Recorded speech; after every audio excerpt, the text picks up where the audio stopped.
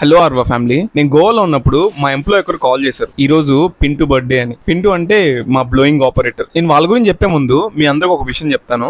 General గా north India నుంచి employees వస్తున్నారు అంటే ప్రతి కంపెనీలో ఎలాంటి ఫీడ్బ్యాక్ ఉంటుందో తెలుసా? వాళ్ళు ఉంటారు, బాగా చేస్తారు, కాకపోతే వెళ్ళిపోయేటప్పుడు చెప్పబెట్టకుండా వెళ్ళిపోతారు, మళ్ళీ రాను కూడా రారు అని చెప్తారు. మనం బాగా చూసుకుంటే ఎందుకు వెళ్తారు? మా ఎంప్లాయీస్ కూడా ఎప్పుడు మీ ప్లాంట్ కి వస్తున్నాం, మీ వర్క్ కదా అని ఎప్పుడు చెప్పరు. మన ప్లాంట్ కి వస్తున్నాం, మన వర్క్ కదా అంటారు నాతో ఎప్పుడు. వాళ్ళు మన ప్లాంట్ ని అంత ఎర్న్ చేసుకున్నప్పుడు ఇంకా మనం వాళ్ళని ఎంత ఎర్న్ చేసుకోవాలి?